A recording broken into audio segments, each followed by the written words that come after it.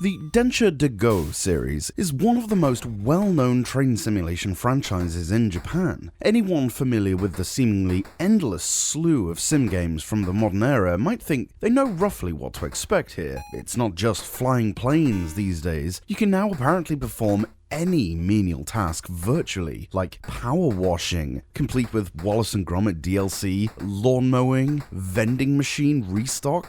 Seems very specific, or even work the graveyard shift in a virtual supermarket without even getting paid for it.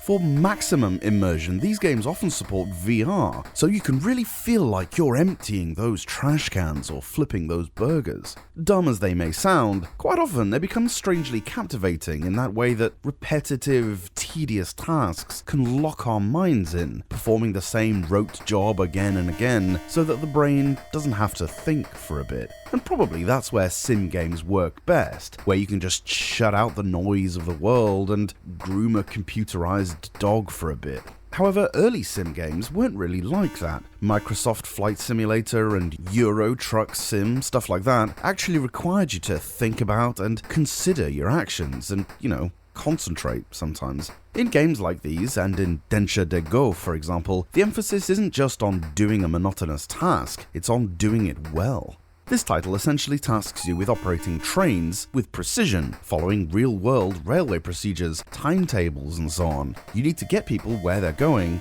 on time, without going so stupidly fast as to put their lives at risk. Of course, make sure you know the controls first off, as it's not as simple as A to go, B to slow. That'd be kind of boring anyway, and if we're trying to simulate driving an actual train, well, they're not really like that. Up is actually your brake, and down your accelerator, which is supposed to replicate a train's throttle. However, the first thing you'll need to do, which is not intuitive in any way, is actually to press right on the joystick. This releases the main brakes, which you can activate again when you're stopped or in an emergency by pressing left.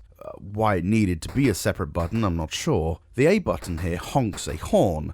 Don't do this in the station or you'll piss a bunch of passengers off. And B, hide your speedometer for a bit if you just want to enjoy the surroundings. I'd probably not do that though, as the whole idea of the game is to maintain your concentration, noticing your speed at all times, distance to destination, and so on. You start at an initial station, the large number on screen is how many seconds you've got to get to the next station, and you lose seconds from this if you do stuff wrong. Arriving late is obviously a bad thing, although they could have told that to railway operators in England. Anywhere outside of London, our trains are criminally unreliable. If you accelerate too much in a station, that's a fault as well, and not stopping within 3 meters of the correct spot is also a dock to your time. Going over local speed limits is clearly a massive no-no, and if you hear the clanging of an upcoming railway crossing, don't forget to sound your horn. In fact, honking in some places, like tunnel entrances and so on, is seen as safe driving, and you'll get extra time for that. Pay attention to your route at the start of each level, as sometimes it'll indicate that you don't need to stop at a station, but instead will need to decelerate to a safe speed and pass through.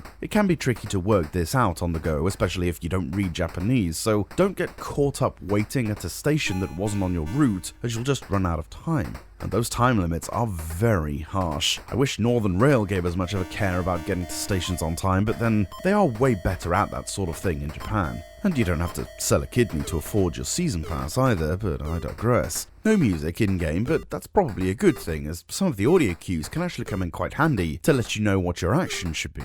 The graphics look better on the actual console than they do here. The game uses extensively this deinterlacing technique whereby consecutive frames are blended together to give a much smoother feeling of movement. If you're emulating, like I am, you'll more than likely have to tolerate some amount of flickering. Otherwise, the scenery is pretty decent, if incredibly repetitive, but then I suppose that's all in a day's work for your average train driver, so in that sense it's accurate. I don't know, simulation games have never been my favourite, and Densha de Go ones have always felt a bit too info-processy for my taste, if you know what I mean. Any kind of finesse to simply perform the tasks needs to be worked at. You'll so often miss the point at which you should have started to slow down, and then be forced to slam the emergency brakes on, only to then stop a good 50 meters short of the destination and have to crank on the accelerator for a bit again. You can definitely get good at this, but unless you're attracted to repetitive games chock full of mundanity and number watching, you probably won't.